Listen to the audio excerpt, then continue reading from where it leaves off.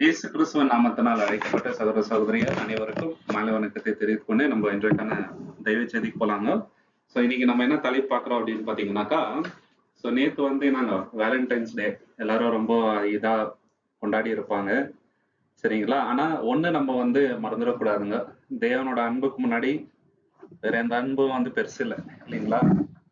தேவனோட அன்பு தான் வந்து பர்ஃபெக்டான லவ்.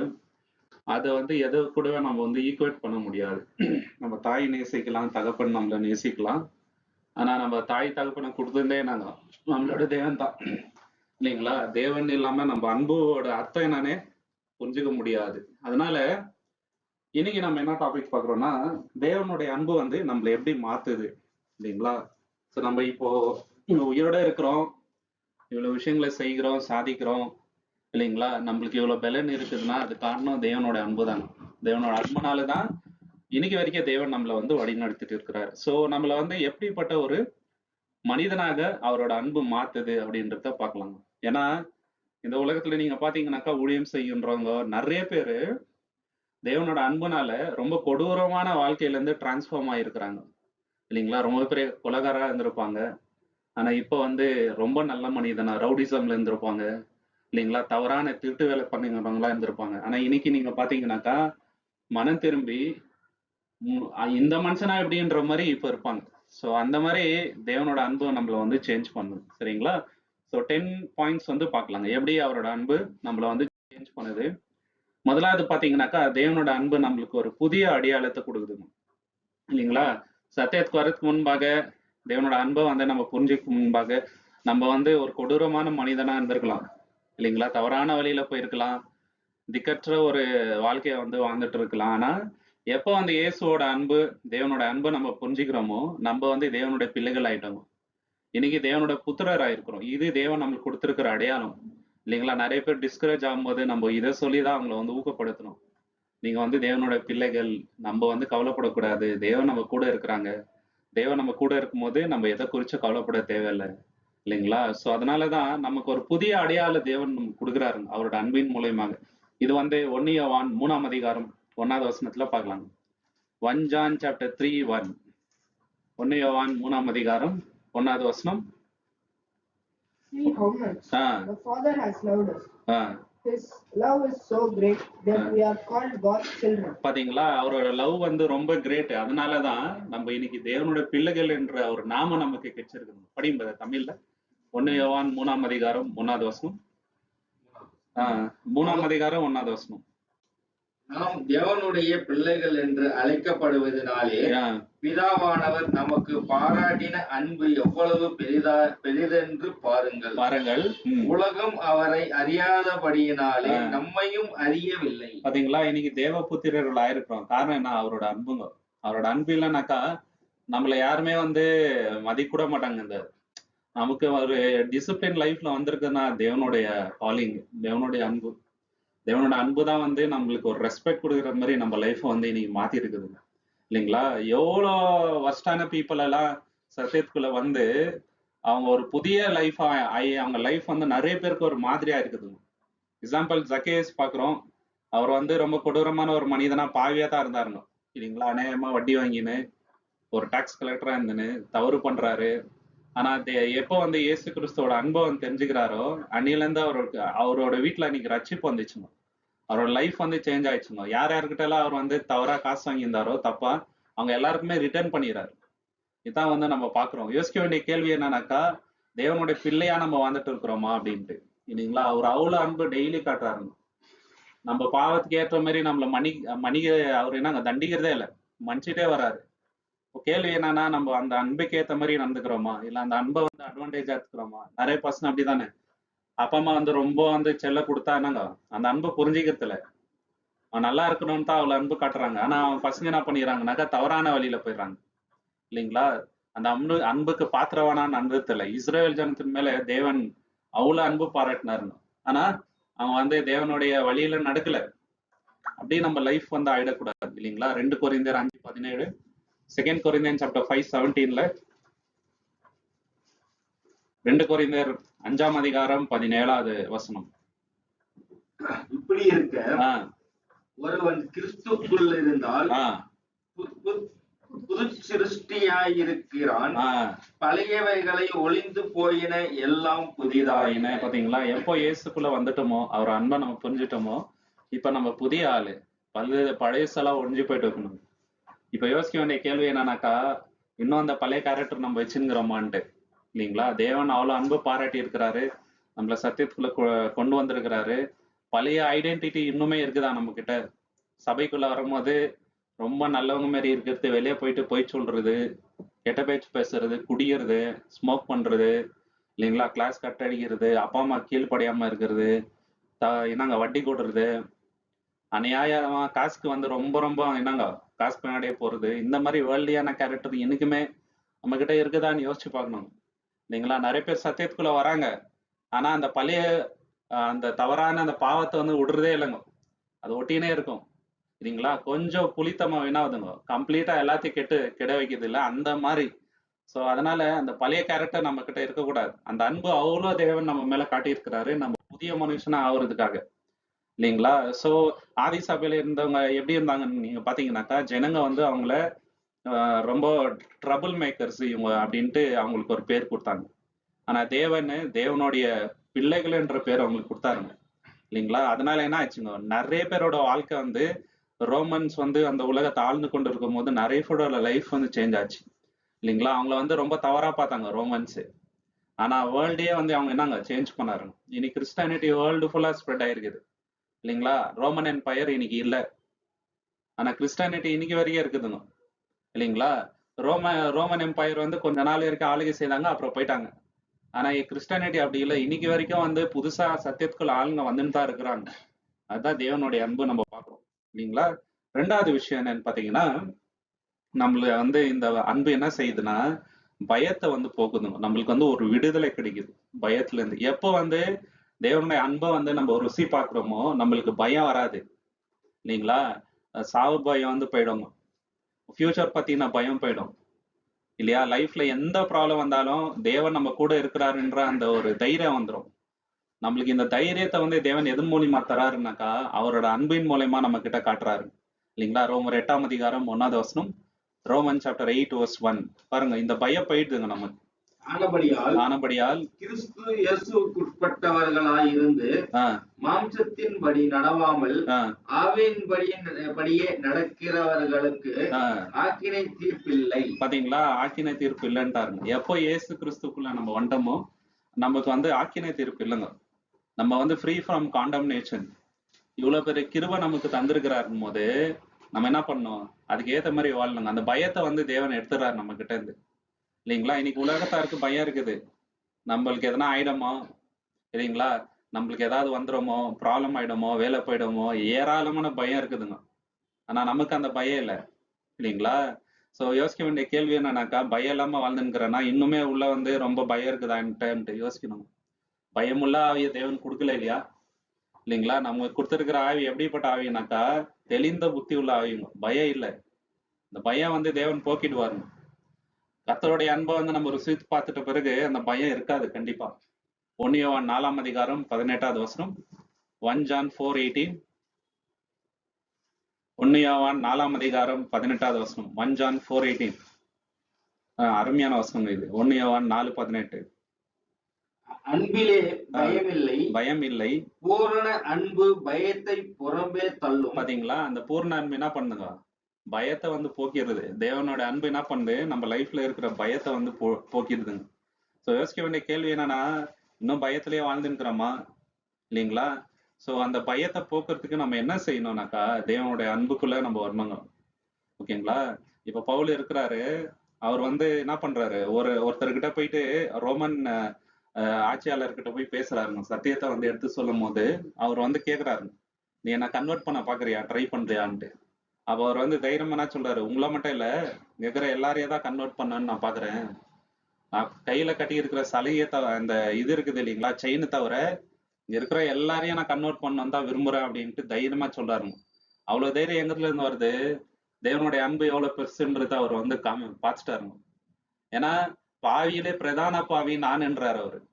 ஆனா தேவன் என்ன தேர்ந்தெடுக்கிறாரு, நான் வந்து எத்தனையோ பேரை துன்பப்படுத்தி இருக்கிறேன், ஜெயில போட்டுக்கிறேன், எத்தனையோ பேருக்கு வந்து நான் வந்து கஷ்டத்தை கொடுத்துருக்கிறேன். ஆனா தேவன் என்ன தேர்ந்தெடுக்கிறாரு அப்படின்னு சொல்றாருங்க. இந்த அன்பை வந்து பார்த்துட்டாரு அவரு. அதனாலதான் அந்த தைரியம் வந்து.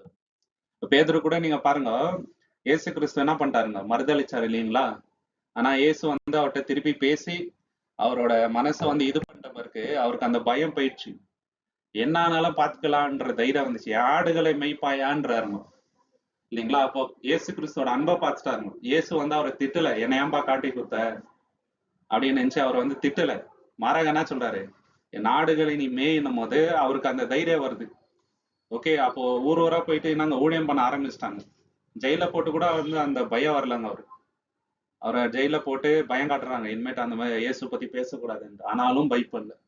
காரணம் என்னன்னாக்கா, கிறிஸ்துவின் அன்பு அந்த அவருக்கு அந்த தைரியத்தை கொடுத்துச்சு. பயம் வரல அவருக்கு இல்லைங்களா? மார்ட்டின் லூத்தர் இருக்கிறாருங்க, ரொம்ப பெரிய ஊழியக்காரர் அந்த காலத்துல இல்லைங்களா? அவர் ஸ்டார்டிங்ல வந்து தேவனுடைய நியாய தீர்ப்பை பத்தி ரொம்ப பயப்படுறாரு இல்லைங்களா?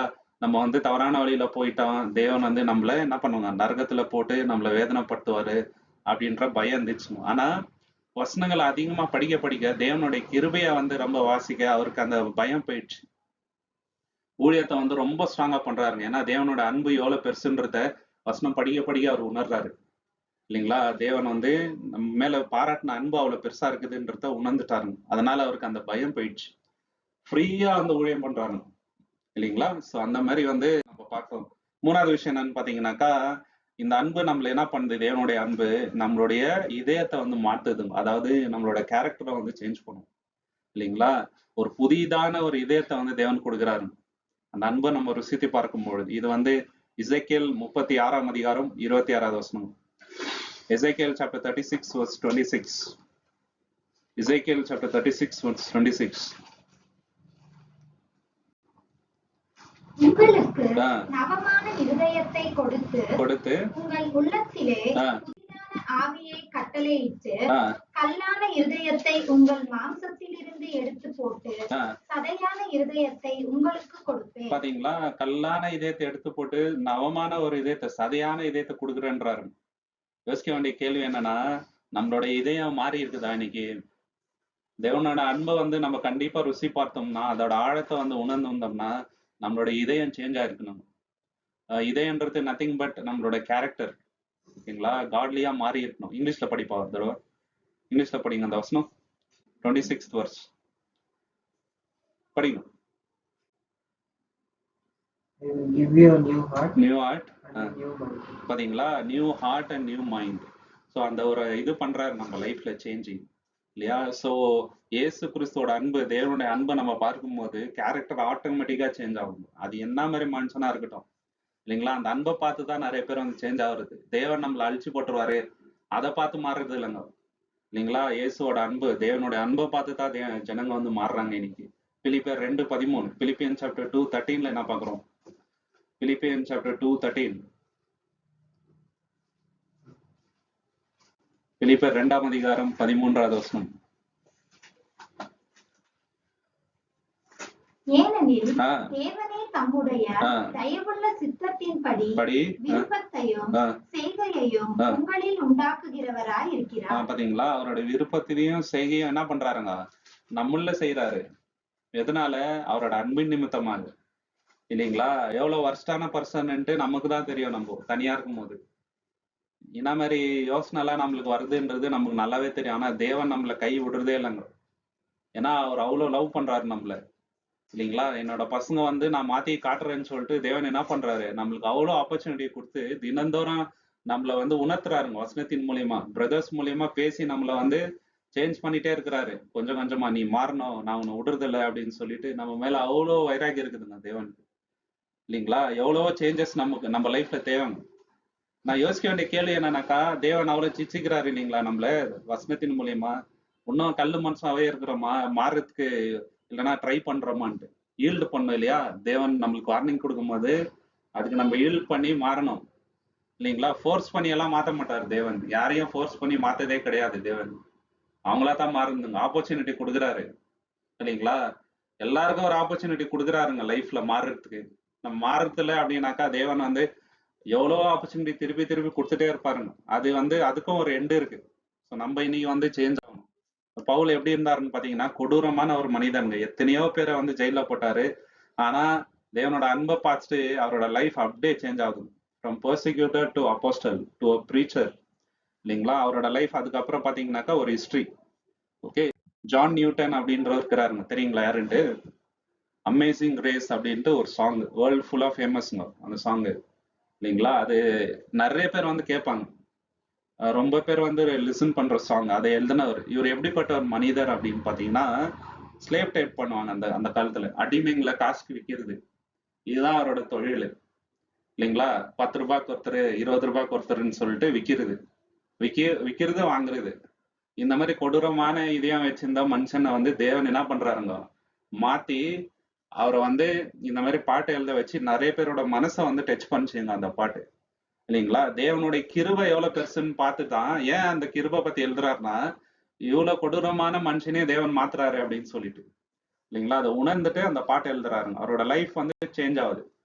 ஓகே, நம்ம லைஃப் எப்படி இருக்குது நீ யோசிச்சு பார்க்கணும். இன்னுமே தேவனுக்கு ஹீல் பண்ணாம அப்படியே கடினமான இதயத்தோட இருக்கிறோமா அப்படின்ட்டு இல்லைங்களா. அடுத்த விஷயம் என்னன்னு பாத்தீங்கன்னா, இந்த அன்பு என்ன பண்ணுது நம்ம லைஃப்ல, காடோட லவ் மத்தவங்க வந்து அதிகமா லவ் பண்ண வைக்கணும். நம்ம காடை உண்மையா லவ் பண்றோம்னு வச்சுங்களேன், மத்தவங்களை வந்து வெறுக்க மாட்டோம், மத்தவங்களை கேலி பண்ண மாட்டோம், அப்பா அம்மாவுக்கு வந்து கீழ்ப்படியாம இருக்க மாட்டோம் இல்லைங்களா. ஒழுங்கா இருப்போம் எல்லா விஷயத்திலையும், நாணயமா இருப்போம் எல்லாருக்கும் இல்லைங்களா. சொல்ற வார்த்தையில வந்து உண்மை இருக்கும், நாணயம் இருக்கும், ஏமாத்துற புத்தி இருக்காது. இதெல்லாம் எங்கத்துல இருந்து ஆரம்பிக்குதுன்னா, காடு மேல இருக்கிற லவ்ல தான். இப்போ ஜோசப் என்ன பண்றாருங்க, அந்த ஸ்திரீ வந்து அவர்கிட்ட தப்பா நடக்குது இல்லைங்களா. அப்ப அவர் என்ன சொல்றாரு, அந்த அம்மா வந்து தப்பு பண்றது தூண்டுறாங்க இல்லையா. அப்ப அவர் என்ன சொல்றாரு, தேவனுக்கு விரோதமா இவ்வளவு பெரிய தப்பு எப்படி செய்ய முடியும்ன்றாருங்க. அப்படின்னா அர்த்தம், காட வந்து அவ்வளவு லவ் பண்றாரு அவரு இல்லைங்களா. அதனாலதான் என்ன சொல்றாரு, இந்த மாதிரி தப்பெல்லாம் நான் பண்ண மாட்டேன் தேவனுக்கு விரோதமான்னு சொல்லிட்டு. அதனாலதான் வசனம் என்ன ஆகுது, தேவன் யோசேப்போடு இருந்தாருன்ட்டு நிறைய இடத்துல வருதுங்க வசனம் இல்லைங்களா. தேவனை லவ் பண்ற ஒரு பிள்ளை வந்து எந்த சூழ்நிலையிலையும் தவறான வழியில போக மாட்டாருங்க. போனா கூட என்னங்க, மன திருப்பி கரெக்டான வழியில வருவாங்க. இது பாருங்க, யோவான் 13:34, ஜான் சாப்டர் 13:34.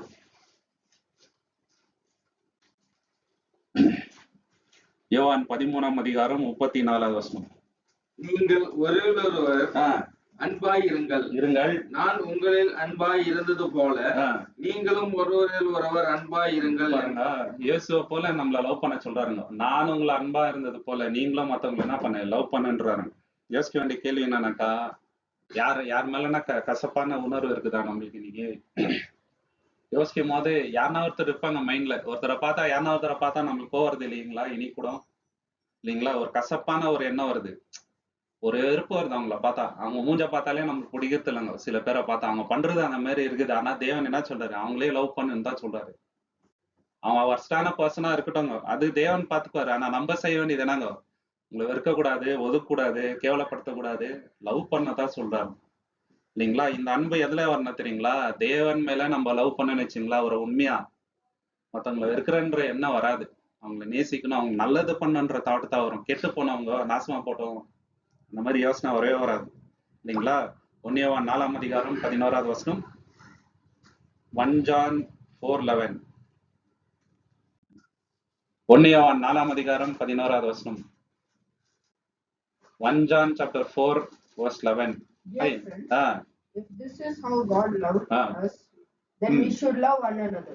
சோ என்ன சொல்றாருங்க, நம்ம தேவன் வந்து நம்மள லவ் பண்றதுனால இதே மாதிரி நம்ம என்ன பண்ணணும், மத்தவங்க லவ் பண்ணணும்ன்றாரு.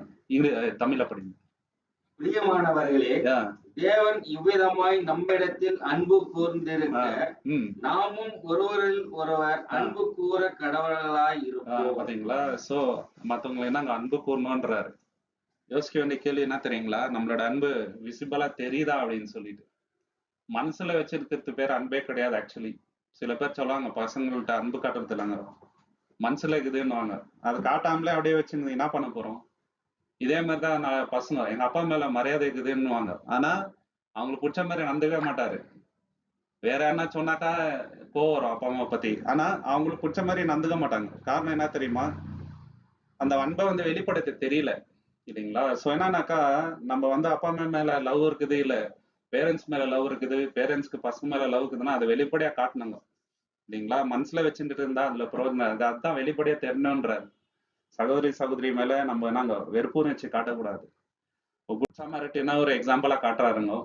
எத்தனையோ பேர் வந்து ஒரு கீழே வந்துட்டு பார்த்துட்டு அப்படியே கடந்து போறாருங்க, ஒன்னாவாத மாதிரி, இல்லைங்களா? ஆனா இவரு என்ன பண்றாரு, இறங்கி அவருக்கு போய் ஹெல்ப் பண்ணி அவர் தேவையானதெல்லாம் செஞ்சு எக்ஸ்ட்ரா பணம் கொடுத்துட்டு போறாங்க. இந்த மாதிரி குணம் இருக்கணும், இல்லைங்களா? ஆதி சபையில என்ன பண்றாருங்க ஏர்லி கிறிஸ்டியன்ஸ், இந்த மாதிரி அப்பா அம்மா கைவிட்ட பிள்ளைகளை இவங்க வந்து தத்தெடுத்து வளர்க்குறாருங்க அந்த காலத்துல, இல்லைங்களா? சிக்கா இருக்கிறவங்கள்ட்டலாம் போயிட்டு என்ன பண்றாங்க, வீடு வீடா போயிட்டு அவங்களுக்காக ப்ரேயர் பண்ணிட்டு வருது, இல்லைங்களா? அவங்களுக்கு உதவிகள் செய்யறது, இதை வந்து ஒரு வழக்கமாவே வச்சுட்டு இருந்தாங்க அந்த காலத்துல. அதனால்தான் கிறிஸ்துவின் அன்பு வந்து வேர்ல்டு ஃபுல்லா ஃபேமஸ் ஆயிடுச்சுங்க. ஒருவேளை வெறும் போதிகத்து மட்டும்தான் அவங்களோட வேலைன்னு நினைச்சிட்டு இருந்தாங்கன்னு வச்சுங்களேன், இயேசு கிறிஸ்துவ பத்தி அவ்வளவு வல்லமையா எல்லா இடத்துலயும் தெரிஞ்சிருக்காது. அவங்க வந்து சர்வீஸ்ல காமிச்சாருங்க. இயேசு கிறிஸ்துவோட அன்பு எவ்வளவுன்றத செஞ்சு காமிச்சாங்க அவங்க, இல்லைங்களா? திக்கற்ற பிள்ளைங்களுக்கு உதவி பண்றது, எஜுகேஷனுக்கு மற்றவங்களுக்கு ஹெல்ப் பண்றது, இந்த மாதிரி எல்லாம் பண்ணி தான் தேவனுடைய பேரு நாங்க ஃபேமஸ் ஆயிடுச்சு, இல்லையா? சோ இப்போ நம்ம தேவனுடைய பிள்ளைகளா இருக்கிறோம்னா, அவரோட அன்பை பெற்றிருக்கிறோம்னா, நம்ம எவ்வளவு அன்பா இருக்கணும் மற்றவங்க மேல, இது யோசிக்க வேண்டிய கேள்விங்க இன்னைக்கு, இல்லைங்களா? அடுத்த விஷயம் என்னன்னு பாத்தீங்கன்னாக்கா, நம்மளுக்கு வந்து தேவனோட அன்பு என்ன பண்ணுதுனாக்கா ஒரு புதிய நம்பிக்கை தருதுங்க. எப்போ காடோட லவ் வந்து நம்மளுக்கு தெரிஞ்சிட்டோம்னு வச்சுங்களேன், நம்ம லைஃப்ல வந்து ஒரு பர்பஸ் வருது. அது வரைக்கும் பர்பஸ் இல்லை லைஃப்ல. ஏதோ வாழ்ந்தோம், போனோம், வேலைக்கு வந்தோம், இல்லைங்களா? சம்பாரிச்சோம், நல்லா லைஃப் என்ஜாய் பண்ணோம், இல்லைங்களா? அவ்வளவு போதும் அப்படின்ற தாட் இருக்கும். எப்போ வந்து தேவனோட அன்பு நம்ம மனசுல ஆழமா பதியுதோ நம்மளுக்கு ஒரு நோக்கம் வந்துருதுங்க. தேவன் நம்மள இவ்வளவு லவ் பண்றாரு, தேவனுக்காக நம்ம ஏதாவது பண்ணணும். நம்ம லைஃப்ல யாராவது ஒருத்தர் 10 ரூபாய் கொடுத்தா கூட லைஃப் லாங் அதை நினைன்னு சொல்லுவாங்க, இல்லைங்களா? அவங்களுக்கு நம்ம நன்றி உள்ளவங்களா இருக்கணும்ட்டு சொல்லுவாங்க. ஆனா தேவன் அவரோட பிள்ளையா நம்மளுக்கு கொடுத்துருக்கிறாருங்க, இல்லைங்களா? ஒரு உயிரை கொடுத்துருக்கிறாரு நமக்கு. அப்ப நம்ம எவ்வளவு நன்றி உள்ளவங்களா அவங்களுக்கு இருக்கணும். ஒரு பர்பஸா அவருக்காக தானே வாழணுங்க நம்ம லைஃப். அதை வந்து நம்ம மறந்துடவே கூடாது, இல்லைங்களா? நம்ம லைஃப் வந்து தேவனுக்கு டெடிகேட் பண்ண வேண்டிய லைஃப். இதுதான் வந்து நம்ம ரோமர் 5ஆம் அதிகாரம் 5வது வசனத்துல பாக்குறோம். Roman chapter 5 verse 5. ரோமர் 5ஆம் அதிகாரம் 5வது வசனம், ரோமன் சாப்டர் 5 verse 5. மேலும் நமக்கு அருளப்பட்ட பரிசுத்த ஆவியினாலே தேவ அன்பு நம்முடைய இருதயங்களில் ஊற்றப்பட்டிருக்கிறபடியால் அந்த நம்பிக்கை நம்மை வெட்கப்படுத்தாது. பாத்தீங்களா? அந்த நம்பிக்கை நாங்க வெட்கப்படுத்தாதுன்றாரு. நம்மளுக்கு இன்னைக்கு ஒரு நம்பிக்கை இருக்குது, வெட்கப்படுத்தாது அந்த நம்பிக்கை நம்ம. ஏன்னா தேவனுடைய அன்பு அதுல நம்மளுக்கு வெளிப்பாடு ஆகுதுங்க, இல்லைங்களா? எப்பவுமே வந்து ஒரு லவ் வந்து நம்மளுக்கு தெரிஞ்சிச்சுன்னு வச்சுங்களேன், மற்றவங்க வந்து இவ்வளவு நம்ம மேல அன்பு வச்சிருக்காங்கனாக்கா நம்ம அவங்களுக்காக என்ன வேணா செய்யறதுக்கு ரெடி ஆயிடுவோம், கரெக்டுங்களா? ஸோ ஒருத்தர் நம்மளுக்கு உயிரே கொடுத்துருக்கிறாருன்னா நம்ம எவ்வளவு செய்யணும் அவருக்கு ரிட்டர்ன், இல்லைங்களா? நம்ம லைஃப் ரிட்டர்ன் கொடுத்தா கூட ஈக்குவல் ஆகாதுங்க. ஆனா நம்ம எது வேணா அவருக்காக செய்யறதுக்கு நாங்க ரெடியா இருக்கணும். ஓகே, ஸோ நம்ம எந்த நம்பிக்கையில இன்னைக்கு வாழ்ந்துட்டு இருக்கிறோம்? சராசரியான ஒரு லைஃப் லீட் பண்ணுகிறோமா? ஸ்கூலுக்கு போனோம் வந்தோம், காலேஜ் போனோம் வந்தோம், வேலைக்கு போனோம் வந்தோம், இல்லைங்களா? சராசரியான ஒரு வாழ்க்கை லீட் பண்றதுக்காக நம்மளை அழைக்கல. தேவனுக்காக நம்ம ஏதாவது செய்யணுமா நம்ம லைஃப்ல? அவர் இவ்வளவு பண்ணியிருக்கிறாருங்க, இவ்வளவு அன்பு நம்ம மேல வச்சிருக்கிறாரு. ஸோ நம்ம என்ன பண்ணணும்? டெய்லி நம்ம யோசிச்சு பார்க்கலாங்க, எவ்வளவு பிளெஸட் நம்ம, இல்லைங்களா? 3 வேளை சாப்பாடு, ட்ரெஸ்ஸு, நினைச்சா நம்ம வந்து வெளியே போகலாம், இல்லைங்களா? நமக்கு நினைச்சதை நம்ம வந்து பண்றோம். நல்ல பேரண்ட்ஸ் நம்மளுக்கு தேவன் கொடுத்துருப்பாரு, எல்லாமே இருக்கும். காரணம் என்னன்னாக்கா காடோட கிரேஸ், அவரோட லவ் தான் காரணம். இதை நம்ம உணராம இருக்கக்கூடாதுங்க. அதை உணர்ந்த பின்பு கூட தேவனுக்கு நம்ம எதுவுமே செய்யலன்னு வச்சுங்களேன், நம்ம வாழ்ற வாழ்க்கையே வேஸ்ட், இல்லைங்களா? எரேமியா 29:11, Jeremiah chapter 29:11, Jeremiah chapter 29 verse 11. நீங்கள் எதிர்பார்த்து இருக்கும் முடிவை உங்களுக்கு கொடுக்கும்படிக்கு நான் உங்கள் பேரில் நினைத்திருக்கிற நினைவுகளை அறிவேன் என்று கர்த்தர் சொல்கிறார். அவைகள் தீமைக்கல்ல, சமாதானத்துக்கு ஏதுவான நினைவுகள். பாத்தீங்களா? உங்களுக்கு என்ன நல்ல ஃபியூச்சர் வச்சிருக்கேன். இது இஸ்ரேல் சொன்னாருங்க. அப்போ இஸ்ரேல் சொன்னார்னா நம்மளுக்கும் அதே மாதிரி நல்ல ஃபியூச்சர் வச்சிருக்கிறாருங்க. என்ன மாதிரி ஃபியூச்சர்னா பரலோகத்துல நம்ம போறோம், அந்த மாதிரி ஒரு ஃபியூச்சர் வச்சிருக்காரு. இதெல்லாம் தெரிஞ்ச பின்பு கூட இந்த நம்பிக்கை நம்ம கிட்ட ஆழமா இருக்குதுனாக்கா அதுக்கு ஏற்றபடி நம்ம வாழணும், இல்லைங்களா? அந்த அன்புக்கு ஏற்றபடி நம்ம வாழணும், இல்லைங்களா? ஸோ இது வந்து நம்ம லைஃப் வந்து ஒரு பர்பஸ்ஃபுல் லைஃபா இருக்கணும். சாதாரண ஒரு வாழ்க்கை கிடையாது, இல்லைங்களா? எல்லாத்துலயும் ஒரு பர்பஸ் இருக்குது. ஓகே, ஸோ இதை நம்ம மறந்துடவே கூடாது. ஆறாவது விஷயம் என்னன்னு பாத்தீங்கன்னாக்கா, காடோட லவ் எப்படின்னாக்கா நம்மளுடைய வெறுமையை என்ன பண்ணுங்க, ஹீல் பண்ணுங்க, நம்மளுக்கு ஒரு சமாதானத்தை கொடுக்குதுங்க இல்லைங்களா. நம்மள வந்து அப்படியே சும்மா இருக்க விடுறது இல்லை. நம்மளுக்கு ஏதாவது கஷ்டம் வரும்போது தேவனோட அன்பு தான் நம்மளை வந்து சுகப்படுத்துறது, நம்மளை ஹீல் பண்றது இல்லைங்களா. இது வந்து சங்கீதம் 147 அதிகாரம் 3வது வசனம், சாம் சாப்டர் 147:3. சங்கீதம் 147:3. He heals the broken-hearted and bandages their wounds. பாத்தீங்களா, யார வந்து ஹீல் பண்றாரு தேவனு, யாரோட இதயம் வந்து நொறுக்கப்பட்டிருக்குதோ அவங்க தமிழ்ல படிக்கும். இதயம் நொறுங்குண்டவர்களை குணமாக்குகிறார், அவர்களுடைய காயங்களை கட்டுகிறார். பாத்தீங்களா, நம்மோட காயங்களை கட்டுந்து தேவன் தான். சில பேர் வந்து சாவை தொட்டுட்டு வந்துக்கிறாருங்க, டாக்டர்ஸ் எல்லாம் ஆவே ஆகாது வீட்டுக்குன்னு போயிடுங்க இல்லைங்களா, இது பண்ணாதான் அவங்களுக்கு வந்து இதாகும்னு சொல்லி நம்மள பயம் காமிச்சு இருப்பாங்க. ஆனா தேவன் என்னங்க இன்னைக்கு வரைக்கும் நம்ம கூட இருக்கிறாரு. அவர் காயங்களை கட்டுறவர் நம்மளுடைய தேவன் இல்லைங்களா. சோ தேவன் நம்ம கூட இருக்கும்போது நம்ம பயல. காரணம் என்னன்னாக்கா அவ்வளோ லவ் பண்றாரு நம்மள இல்லைங்களா. இந்த அளவுக்கு லவ் யாருமே காட்ட முடியாது. அதனாலதான் என்ன சொல்லாருங்க, பெற்ற தாய் கூட என்னங்க உங்களை மறந்துடலாம், ஆனா நான் உங்களை வந்து மறவாத தேவன் என்றாரு. இதுதான் வந்து அவரோட லவ் நம்ம மேல இல்லைங்களா. இயேசு கிறிஸ்து இந்த உலகத்துக்கு வந்தது காரணமே என்ன தெரியுங்களா, அது அவரே சொல்றாரு. ஏசாயா 61 அதிகாரம் 1வது வசனம், ஐசையா சாப்டர் 61:1 பாருங்க, அருமையான வசனம். ஏசாயா 61 அதிகாரம் 1வது வசனம். கர்த்தராகிய தேவனுடைய ஆவியானவர் என்மேல் இருக்கிறார், என்மேல் இருக்கிறார். சிறுமைப்பட்டவர்களுக்கு சுவிசேஷத்தை அறிவிக்க கர்த்தர் என்னை அபிஷேகம் பண்ணினார். இதயம் நொறுங்குண்டவர்களுக்கு காயங்களை கட்டுதலையும், சிறைப்பட்டவர்களுக்கு விடுதலையும் கட்டுண்டவர்களுக்கு கட்டவிழ்த்தலையும் கூறவும். பாத்தீங்களா, என்னங்க அருமையான வசனங்க. இதயம் நொறுங்குண்டவங்களுக்கு என்னங்க ஒரு சுகத்தை தரார் தேவன். இதற்காகவே இயேசு கிறிஸ்து என்ன அனுப்புறாரு. காரணம் என்ன, நம்மள அவர் லவ் பண்ணதுதான் காரணம் இல்லைங்களா. இப்போ ஒரு விஷயம் நல்லா அண்டர்ஸ்டாண்ட் பண்ணிக்கணுங்க. இப்போ அப்பா அம்மா இருக்கிறாரு, அவங்களுக்கு ஒரு பையன் இருக்கிறாங்க இல்லைங்களா. எதிர் வீட்டுல ஒரு பையன், ரொம்ப மோசமான ஒரு பையன் இருக்கிறாங்க இல்லைங்களா. எல்லா பேட் ஹாபிட்ஸ் இருக்குது அவன்கிட்ட இல்லைங்களா. நம்ம பையனை அவனுக்காக நம்ம பலி கொடுப்போமா?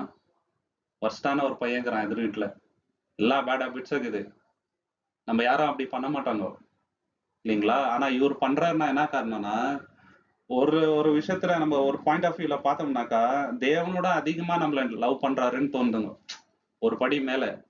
ஏன்னா நம்மள அவர் விட்டு கொடுக்கல பாருங்க.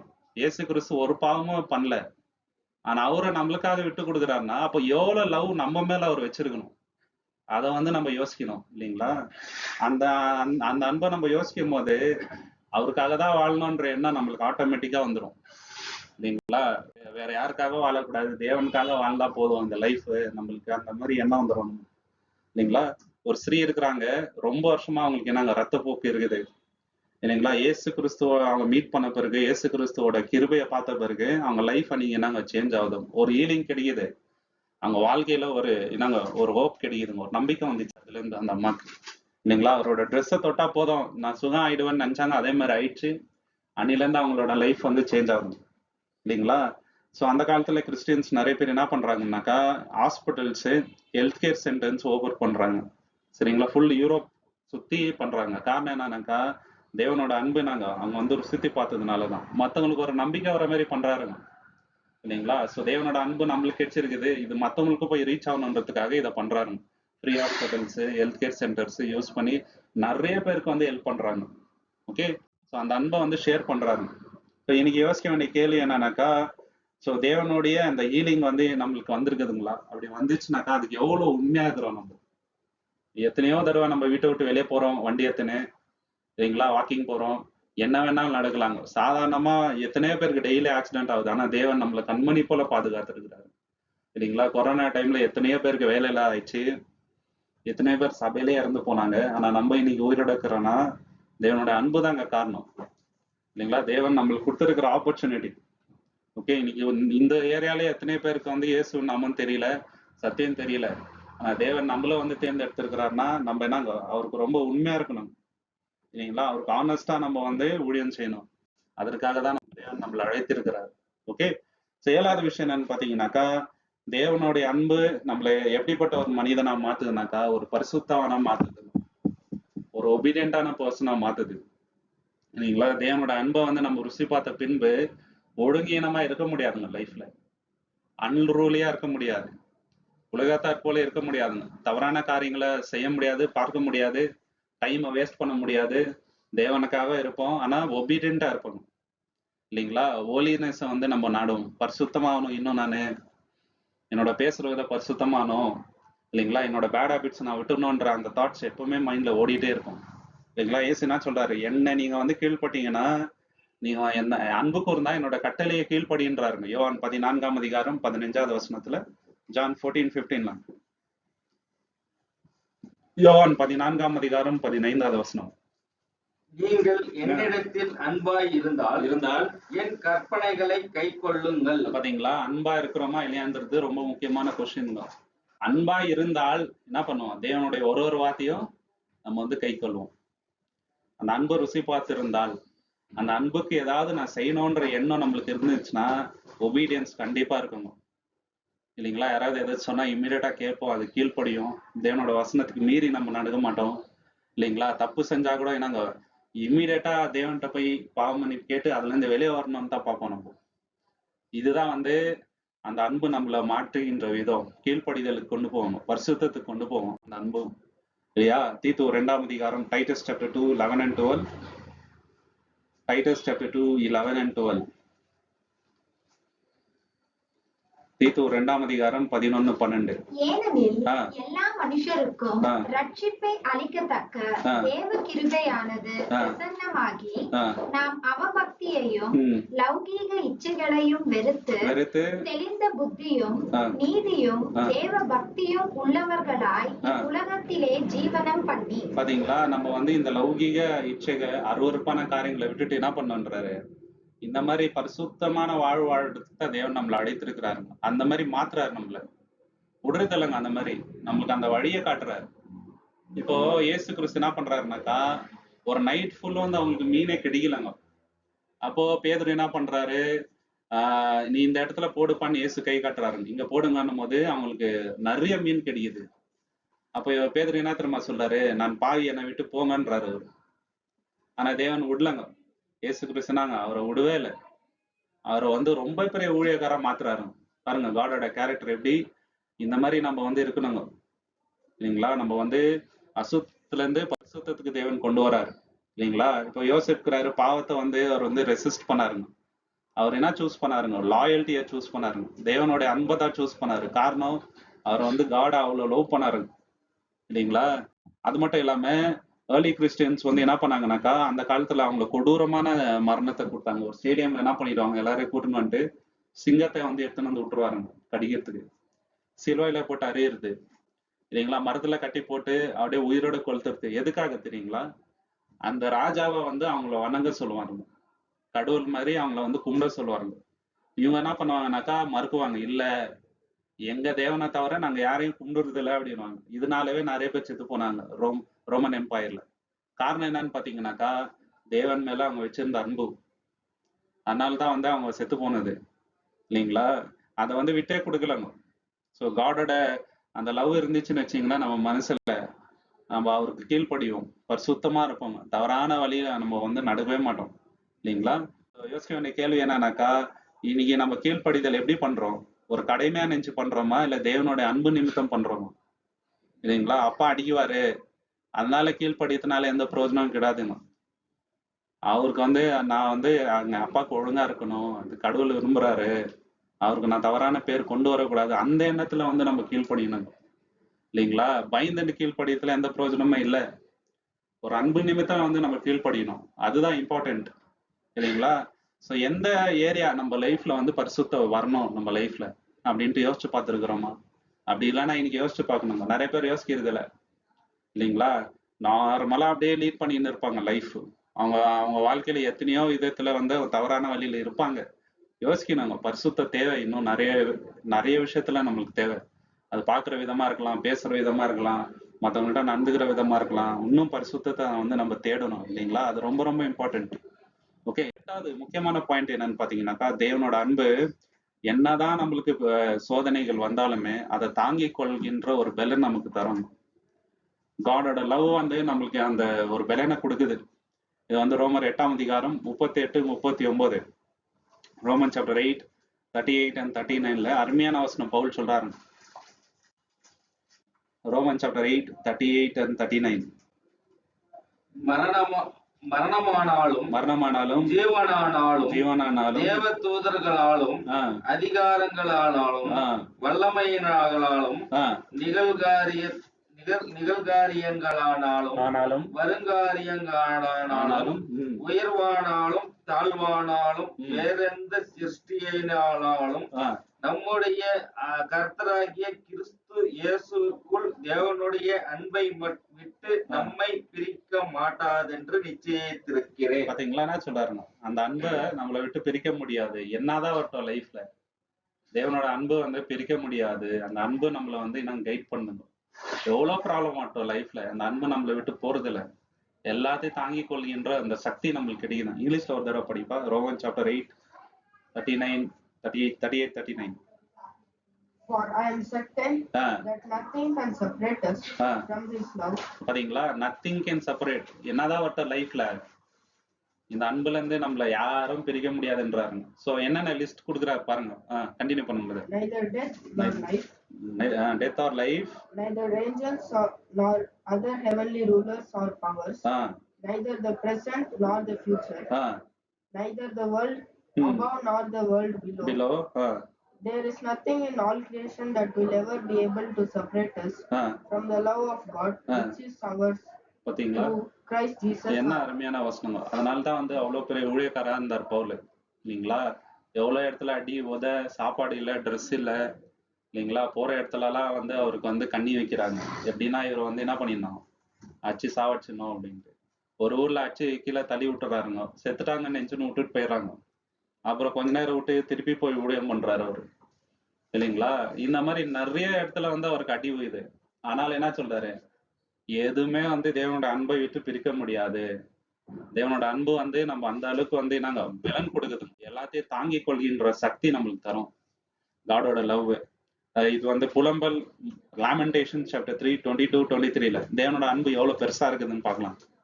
புலம்பல் 3ஆம் அதிகாரம் 22, 23, லாமெண்டேஷன்ஸ் 3, 22, 23.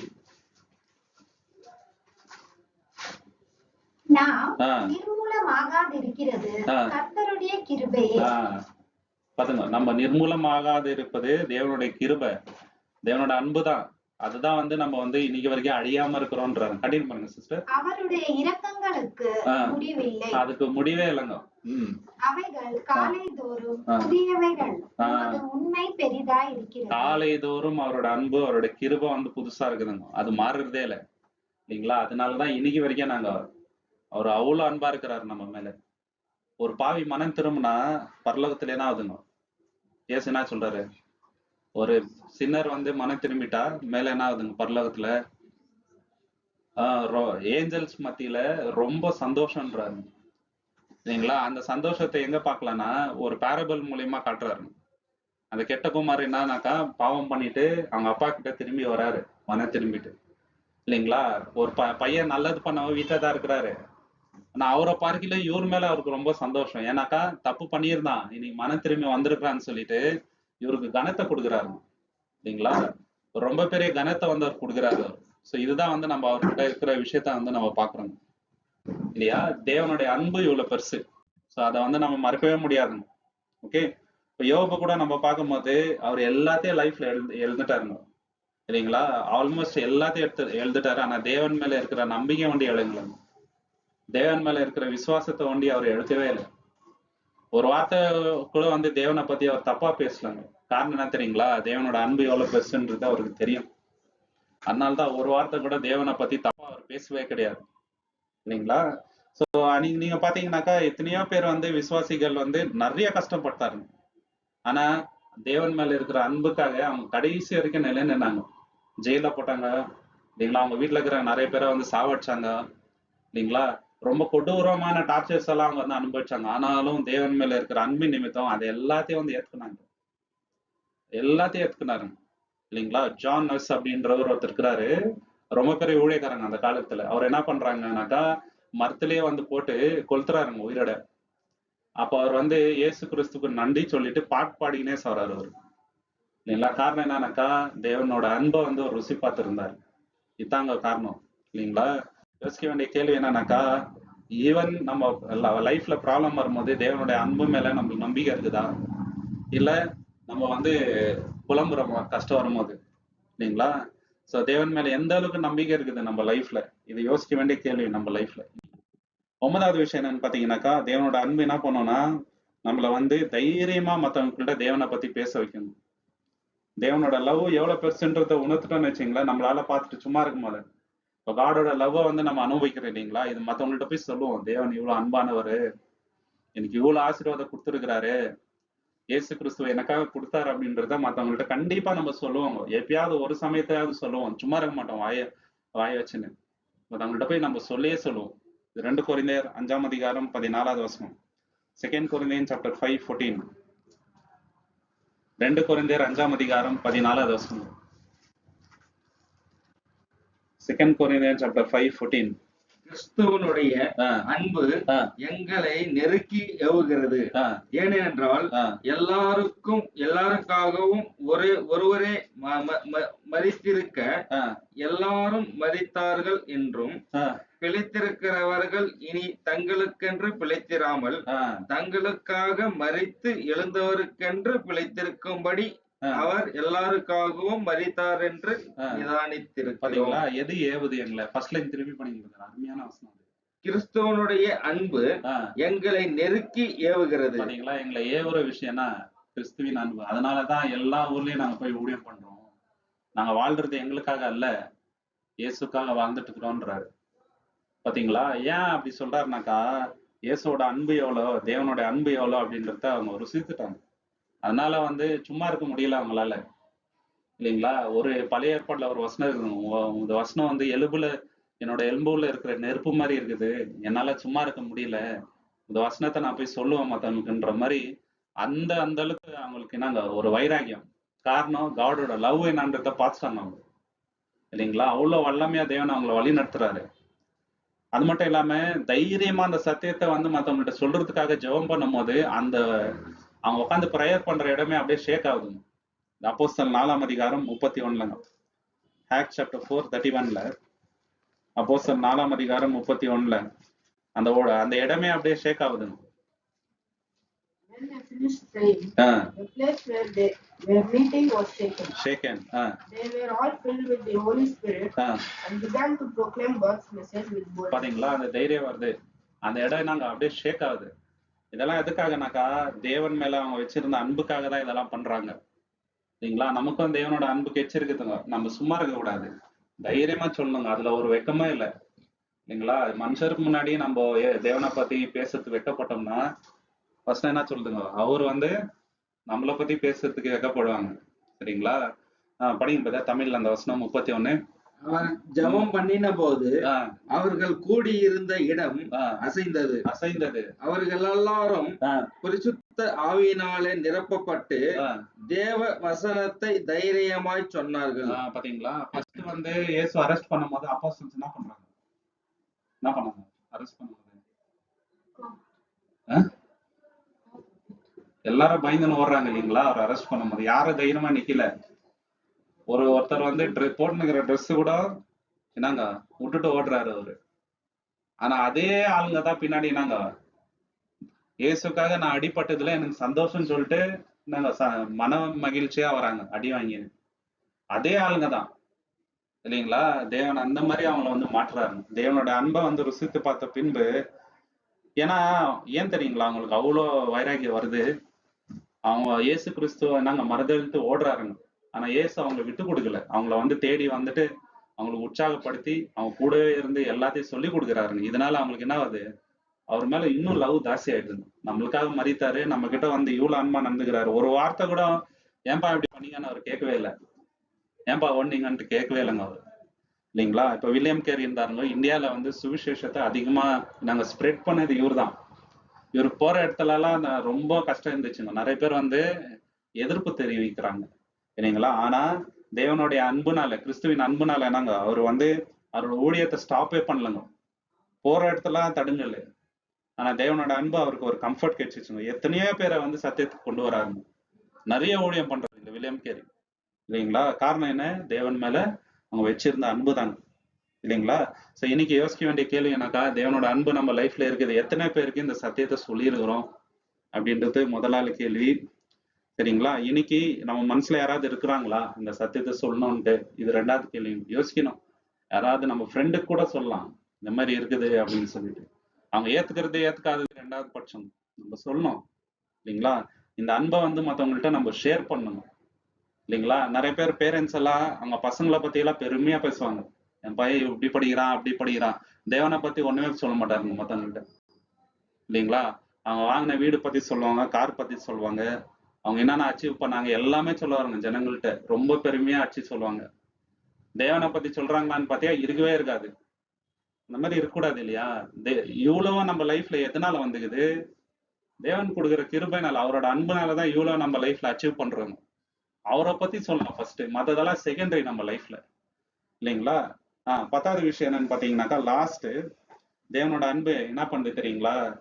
நம்மள எல்லாருக்கிட்டையும் யுனைட்டடா இருக்கதான் வைக்கணும், பிரிவினையை கொண்டு வராது எப்போதுமே. தேவனோட அன்பை நம்ம 100% ருசித்து பார்த்தோம். அவரோட அன்பு ஆழத்தை வந்து நம்ம இது பண்ணிட்டோம்னு வச்சுங்களேன், நம்ம வந்து பிரிவினை கொண்டு வரவங்களா இருக்க மாட்டோம். எல்லாருக்கிட்டையும் ஒற்றுமையா அன்போட எல்லாருக்கிட்டையும் படுவோம், சரிங்களா? Colossian chapter 3:14. கொலோசியர் 3:14. கொலோசியர் 3:14. இவை எல்லாவற்றின் மேலும் பூரண சர்க்குணத்தின் கட்டாகிய அன்பை தரித்துக் கொள்ளுங்கள். பாத்தீங்களா? பூரண சர்க்குணத்தின் கட்டாகிய அன்பை வந்து தரித்துக் கொள்ளுங்கள் அப்படின்றாரு. ஓகே, சோ இந்த அன்பு தான் வந்து மெயின். இதை நீங்க கட்டுக்கணும். இந்த அன்பு இருந்துச்சுன்னு வச்சுங்களேன், பிரிவினை வராது, யாரையும் தப்பா பேச மாட்டோம், ஒரு சகோதரரை பத்தி பின்னாடி நெகட்டிவா பேசுற எண்ணம் வராது. ஒரு சகோதரன் கெட்டு போனா வசனம் என்ன சொல்றாருங்க பவுல்? ஒரு சபையில யாராவது தவறான வழியில இருந்தா என்ன பண்ண சொல்றாருங்க? என்ன பண்ண சொல்றாரு கலாத்தியர்ல? அவங்களோட பாரத்தை நீங்க என்ன பண்ணுங்க, சுமந்து அவங்களுக்காக ஜெபம் பண்ண சொல்றாருங்க, இல்லைங்களா? அவங்கள வெறுத்து ஒதுக்க சொல்ல, இல்லைங்களா? இது நம்ம யோசிக்கணுங்க. நம்ம லைஃப்ல கூட சில வீக்னஸஸ் இருக்கும், இல்லைங்களா? யாரையும் வந்து நம்ம வெறுத்து ஒதுக்க கூடாது, அன்போட நடந்துக்கணும், இல்லையா? தேவனுக்கு அவங்களுக்காக ஜெபம் பண்ணலாம், தேவன் அவங்களை வந்து சீர்பொருத்தும்படி நம்மளும் அந்த தவறுக்குள்ள போகக்கூடாது. நம்ம அவங்களுக்காக ஜெபம் பண்ணணும் தான் இயேசு கிறிஸ்துவ நம்மளுக்கு சொல்லி கொடுக்குறாரு. யோவான் 17:23. John chapter 17:23. John chapter 17:23. வறுமைப்பாட்டில் அவர்கள் தேறினவர்களாய் இருக்கும்படிக்கும் என்னை நீர் அனுப்பினதையும் நீர் என்னில் அன்பாய் இருக்கிறது போல அவர்களிலும் அன்பாய் இருக்கிறதையும் உலகம் அறியும்படிக்கும் நான் அவர்களிலும் நீர் என்னிலும் இருக்கும்படி வேண்டிக் கொள்கிறேன். ரெண்டு விஷயம் இதுல பாயிண்ட் அவுட் பண்ண வேண்டியது. ஒண்ணு, ஒருமைப்பாட்டை என்னங்க அவங்க தேர்ந்தவங்களா இருக்கணும்ன்றாங்க. அவங்க வந்து யூனிட்டியில ரொம்ப ரொம்ப தேர்ந்தவங்களா இருக்கணும்ன்றாரு. ரெண்டாவது, நானும் நீங்களும் எப்படி ஒன்னா இருக்கிறோம் அந்த மாதிரி சபையில இருக்கிற எல்லாரும் ஒன்னான்றதுக்காக அவர் ஜெபம் பண்றாரு, இல்லைங்களா? தேவனுடைய அன்பு என்ன பண்ணுங்க, எல்லாரையும் வந்து யூனிட்டியா இருக்க வைக்கும்.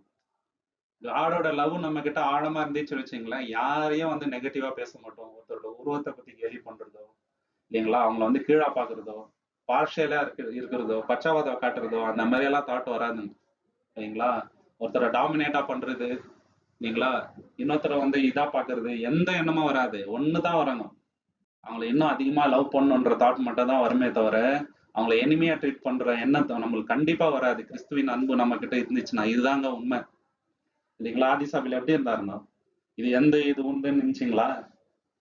அவங்களுக்கு அந்த எண்ணமே இல்லைங்க, இல்லைங்களா? எல்லாரும் வந்து இது நம்மளுக்கு காமன் அப்படின்ற அந்த தாட் இருந்துச்சு. இங்க நான் தான் பெரியவன், நீ சின்னவன் அப்படின்ற எண்ணம் அவங்க கிட்ட இல்லைங்க. எல்லாரும் ஒரே சரீரமா இருந்தாருங்க, ஆவியில ஒன்னா இருந்தாருங்க, யூனிட்டி ரொம்ப இருந்துச்சு. அதனாலதான் சொத்துக்களை வந்து வித்துட்டு எல்லாருக்கும் ஷேர் பண்ணி, யாரும் வந்து நம்மள வந்து பெரியவங்களா இருக்கக்கூடாது, யாரும் சிறியவங்களா இருக்கக்கூடாது, எல்லாம் சமன்ற அந்த ஒரு ஒருமைப்பாடாவது இருந்தாருங்க. நம்ம இப்ப அந்த மாதிரி இருக்கிறதுக்கு ரொம்ப ரொம்ப கஷ்டம். ஆனா அன்பா இருக்கலாம், அது வந்து கஷ்டம் கிடையாது, இல்லைங்களா? ஸோ இதுக்காக வந்து நம்ம எப்பவுமே டெய்லி ஜெபம் பண்ணணும், ரொம்ப ரொம்ப முக்கியம். ஓகே. ஸோ பிலீவர்ஸ் அந்த காலத்துல நீங்க பாத்தீங்கன்னாக்கா ரொம்ப யூனிட்டியா இருந்தாங்க. அதனாலதான் அவங்களால அவ்வளவு பெரிய ஊழியத்தை வந்து பண்ண முடிஞ்சிச்சு. சபையோட எண்ணிக்கை வந்து குரோ ஆயிட்டே இருந்துச்சுங்க அந்த காலத்துல. காரணம் என்ன தெரியுங்களா? அவங்க கிட்ட இருந்த யூனிட்டி தான். அவங்க கிட்ட வந்து மேன்மை இல்லைங்க. நான் பெரிய ஊழியக்காரர், இவர் சிறியவர் அப்படின்ற எண்ணமே அவங்க கிட்ட இல்லை. அப்போலோ பத்தி பவுல் பெருமையா பேசுறாரு, பேதுரு வந்து பவுல் பத்தி பெருமையா பேசுறாரு, பவுல் வந்து இன்னொருத்தரை பத்தி தூக்கி பேசுறாருங்க, சபையில இருக்கிற எல்லார பத்தியும் வந்து நல்லா பேசுறாருங்க இல்லைங்களா? எல்லாரையும் என்கரேஜ் பண்றாருங்க, யாரை பத்தியும் நெகட்டிவா பேசணுங்க, தவறான இருக்கிறவங்களை வந்து கண்டிக்கிறாருங்க. ஆனா மோஸ்ட் ஆஃப் த டைம் அவர் என்ன பண்றாரு, எல்லாரையும் ஊக்கப்படுத்துறாரு. போற இடத்துல எல்லாரையும் ஊக்கப்படுத்தி வளர வைக்கிறாரு. சத்தியத்தை நான் உனக்கு சொல்றேன், திமோத்தில என்ன சொல்றாருனாக்கா, நீ 2 பேர்கிட்ட சொல்லு, அந்த 2 பேர் இன்னும் 2 பேர்கிட்ட சொல்லு, இப்படி வந்து சத்தியம் வந்து வளரன்ட்டு என்கரேஜ் பண்ணி வழி நடத்துறாரு. இதுதான் வந்து அந்த அன்பின் வெளிப்பாடு இல்லைங்களா? சோ இப்போ யோசிக்க வேண்டிய கேள்வி என்னன்னாக்கா, நான் பண்ற விஷயம் சபையில குழப்பத்தை கொண்டு வருதா, கலகத்தை கொண்டு வருதா, இல்ல ஒருமைப்பாடு கொண்டு வருதா, யூனிட்டியை கொண்டு வருதா யோசிச்சு பார்க்கணும் இல்லைங்களா? நான் பண்ற காரியங்களால சபையில டிவிஷன் வருதுன்னு வச்சுங்களேன், கிறிஸ்துவின் அன்பு என்கிட்ட இல்லைன்னு அர்த்தம் இல்லைங்களா? சபையில வந்து கிறிஸ்துவின் அன்பு வளர்றதுக்கு நான் என்ன செய்யணும் அப்படின்ட்டு யோசிக்கணும் நீங்க இல்லைங்களா? ஒருமைப்பாடு கொண்டு வர முடியல, கலகத்தை தான் கொண்டு வர முடியுதுன்னு வச்சுங்களேன், தேவன் நிச்சயமா நியாயத்திற்கு கொண்டு வருவார், விடமாட்டாரு இல்லையா? ரொம்ப ரொம்ப இம்பார்ட்டன்ட். ஒருமைப்பாடு தான் வரணும் சபையில, வந்து கலக்க வரக்கூடாது. நம்மளால 4 பேர்ல வந்து சத்தியத்துல வந்து நாங்க பக்தி விருத்தி அடையணும், அந்த மாதிரி காரியங்களை வந்து நம்ம செய்யறதுக்கு நாங்க கான்சென்ட்ரேஷன் பண்ணணும். ஓகே. ஸோ இப்போ தேவனுடைய அன்பை நம்ம ஆழமா புரிஞ்சுக்கணும்னு வச்சுங்களேன், இந்த கீழ்ப்படிதல் வந்து நம்மளுடைய ஆராதனை ஆயிடணும். நீங்க கீழ்ப்படிதல் நம்மளுக்கு ஒரு பட்டனா தெரியாது, அது எப்படி ஆயிடுங்க, நம்மளோட வே ஆஃப் லைஃப் ஆயிடணும். பரிசுத்தன்றது நம்மளுடைய வாழ்க்கையோட சந்தோஷம் ஆயிடும் இல்லைங்களா? மற்றவங்களுக்கு ஊழியம் பண்றது வந்து நம்மளுக்கு ஒரு பாக்கியம் ஆயிடும், ப்ரிவிலேஜ் ஆயிடும் இல்லைங்களா? சாக்ரிஃபைஸ் பண்றதுன்றது நம்மளுடைய வாழ்க்கையோட என்ன ஆயிடுங்க, ஒரு ப்ரையாரிட்டி ஆயிடும் இல்லைங்களா? எப்போ நம்ம வந்து லவ் தான் பெருசுன்னு நினைக்கிறோமா, அப்போ கிறிஸ்துவ அன்பை நம்ம புரிஞ்சுட்டோன்னு வச்சுங்களேன், எதுவுமே கஷ்டமா தெரியாது இல்லையா? நம்ம வந்து தேவனை லவ் பண்றோம், உண்மையா லவ் பண்றோம்னாக்கா நம்ம வந்து எப்போதுமே அவரை ஃபாலோ பண்ணுவோம், எப்போதுமே அவரை வந்து நம்பிக்கையா இருப்போம், அவரோட கேரக்டர் என்ன பண்ணுவோம், நம்ம வந்து பிரதிபலிப்போம், அவரோட சத்தியத்தை நம்ம எப்போதுமே கீழ்ப்படிவோம். இதுல இருந்து நம்ம விலகி போகவே மாட்டோம் இல்லைங்களா? ஸோ அவரோட அன்பு ரொம்ப பெருசு, நம்மளும் அதே அன்புக்குள்ள இருக்கணும் இல்லையா? தேவன் தாமே இந்த வசனங்களை ஆசீர்வதிப்பாராக. பொறுமை கேட்ட எல்லாருக்குமே நன்றி. Thank you so much.